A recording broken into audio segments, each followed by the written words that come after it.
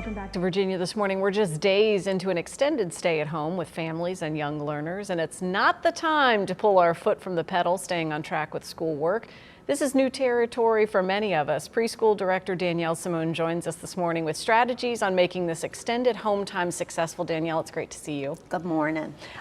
We've been smiling all morning long with the visual aid. You are truly an educator. If we did not know that before, yes. we know it now.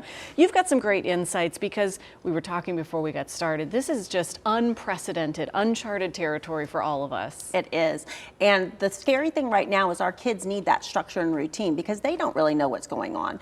And so we have lots of routines in place in our family right now that we should hold on to, but we also need to establish a schedule for them to be able to follow. Some folks are probably saying, okay, routine, schedule, is there really that big of a difference? Yes, so routines you have in place. So right now your little one is getting up at a certain time of day all ready for school. Keep with that routine.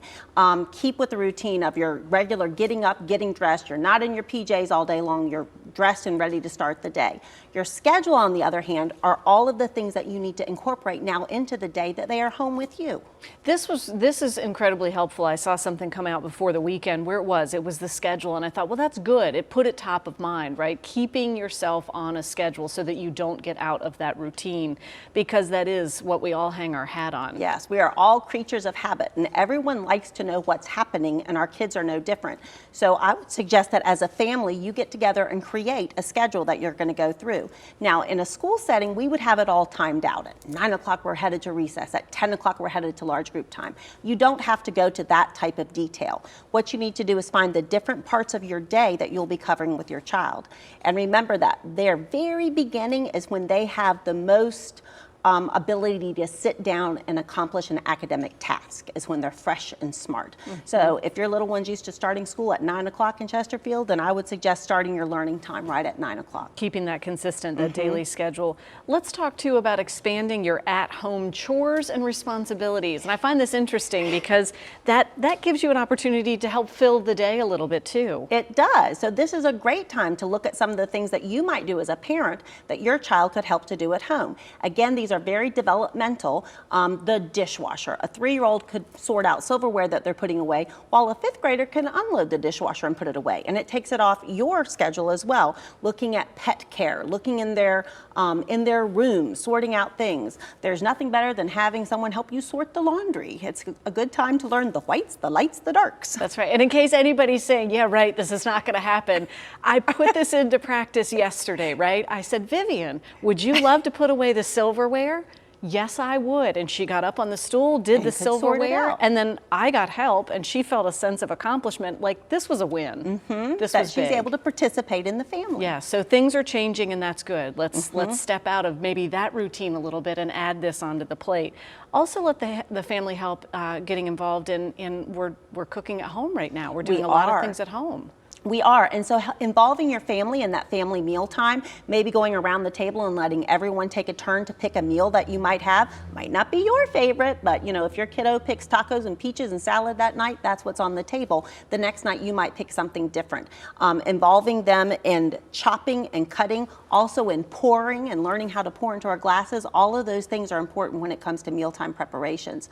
It's also a good individual time for you as a parent to have some one-on-one time with your friend who might have picked that meal that you'll be having. Older children can also be given the opportunity to cook the meal, and letting your older kids do that, and then you as the parent are in cleaning up afterwards. If you weren't the cook, you are the cleaner.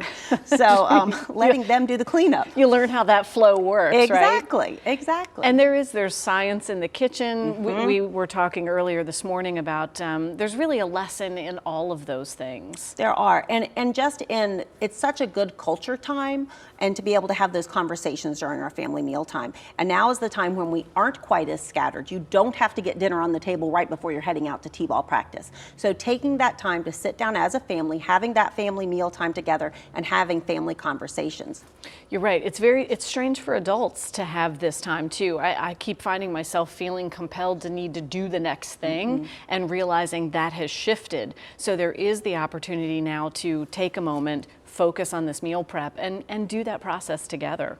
Yes, and just to be able to enjoy it as a family. This is also a fun time for your kids to experience with the salad fork, with an appetizer, with having a dessert course and learning those parts. This is a great time. The only way they will ever learn that is by that being modeled to them. So taking the time to put all those extra things out, to use the good china, to have a nice family celebration. This is a time of family discovery, maybe even finding a focus of something that you all enjoy, because we are going in so many directions during typical times, that now you can start to take a moment to say, what do we enjoy doing together? And what is important for us to do as a family. And there's several ways you could go about it. Each individual family member could suggest something that's important. Perhaps they throw out some ideas and you vote as a family. This is a great time when you're having your family project time together. You could look at a community service project. Maybe it's simply picking up trash on your neighborhood road. You can do that with social distancing. You don't have to be near anyone to pick up trash. Maybe you're going to go have a beach trip planned this summer, and it's a land where there's sea turtles. So maybe you explore sea turtles as a family. What do you know? What do you want to know? What would you like to learn about this summer when you're there? It's also a great time to take up a new hobby. And for our kids, it's important for them to see that we too struggle as we learn new things. So if I want to be a painter, it doesn't matter what I've painted. Mine could look atrocious, but we've done it together. We've taken up this hobby together, and they have seen us and our work, and that we have to learn as well. What's so eye-opening to me is that this routine, or establishing this, the schedule for our routines, really helps us, it helps caregivers get through that day, because I think a lot of us are saying, what am I going to do? How do I plug in this full day? Well, and you also mentioned caregivers. It's important once you have a family schedule established, and that you share that with the people who might be helping. If you have grandparents helping, aunts and uncles helping, reminding them that this is our schedule and giving them a hint as to different things they can do.